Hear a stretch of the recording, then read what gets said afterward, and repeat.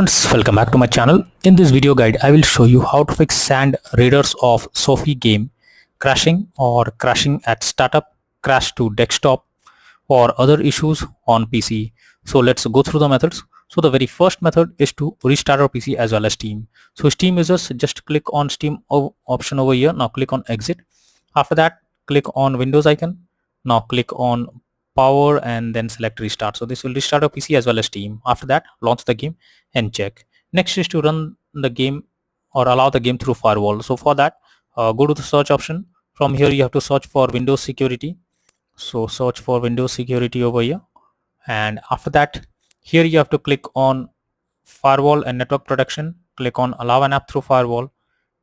After that, click on change settings. After that, here you have to search for the game whether it's listed or not. So first of all, search for the game. So here is the game. If you cannot find it, click on allow another app, click on browse. After that, go to the game folder, select the application, add it to the list over here. After adding it, select it, make sure both private and public boxes are ticked, and then click on OK. After that, launch the game and check if it's working now. If not, next is to modify launch option. For that, go to Steam, under library section, select your game, right click on it, click on properties. Now under general, here you have to type -dx11 and then try to launch the game and check if it's working. If this doesn't work, come back again. This time type -dx12 and then try to launch the game and check if this helps to fix the issue. But if the issue still continues, come back again, remove the launch option and move to the next method. Next is to update your graphics card. So for that, go to the search option, search for device manager. Now here you have to expand a display adapter, select your graphics card, right click on it, click on update driver and then click on search automatically for driver. So this will check and update your graphics cards. After that, launch the game and check. NVIDIA named users will go through the link already given in the description and you can easily update your graphics card from there. Next solution is to increase virtual memory. So for that, go to the search option, search for view advanced system settings. Click on settings, click on advanced, click on change, select the drive where your game has been installed, and after that select custom size. In the initial size you have to type 12288 and in the maximum size you have to type 24576. Now click on set and then click on OK. After that, launch the game and check if the game is launching or not. Next is to clear cache on Steam. So for that, go to Steam, click on Steam option, click on settings. After that, click on downloads. After that, go below, click on clear cache beside clear download cache. This will clear a local download cache and restart Steam. You will need to log into Steam again, so confirm it after a log into Steam with your username and password and then try to launch the game once again and check if you can play it. If not, next is to run the game as administrator. So for that, go to Steam, select your game under library section, right click on it, click on manage. Now click on browse local files.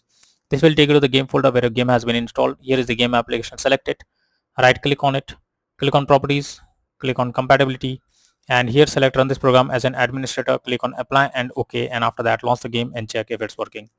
If this doesn't work, come back again, select run this program in compatibility mode for select Windows 8 or Windows 7, hit on apply and OK. After that, launch the game and check. If this also doesn't work, come back again, select disable full screen optimizations, hit on apply and OK, and after that launch the game and check if it's working now. But if the issue still continues again and again, so come back and check all of these, hit on apply and OK, and after that move to the next method. Well, the next method is to disable in-game overlays. So Steam users just select your game under library section, right click on it, click on properties. Under general, you can see enable the Steam overlay while in game option. If this is enabled, you have to click on it to disable it. Once you disable this, now launch the game and check if you can play it. Next is to update Windows. So for that, go to the search option, search for settings. After that, here you have to click on Windows update option, click on check for updates, and this will check if there is an update available. If yes, update your Windows to the latest version, and after that launch the game and check if you can play it. Next is to verify integrity of game files. For that, go to Steam, select a game under library section, right click on it, click on properties, click on install files and then click on verify integrity of game files. So this will check and verify the game files. As you can see, the verification is on process. It may take some time, so you have to wait for it, and once the game files are verified, now try to launch the game and check if it's working. If not, next is to install Visual C++ file. So for that, I have already provided the link in the description. Just copy and paste it in a browser.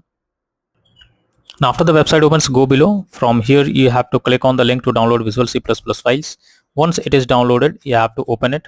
You will get repair or install option. Click on repair, click on yes, wait for some time, and after you get setup successful message, close this. After that, restart your PC and again log into the game and check if you can play the game.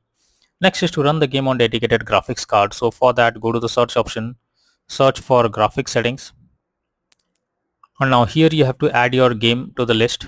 So for that, you have to click on add a desktop app. After that, you have to go to the game folder, select the application, add it to the list over here.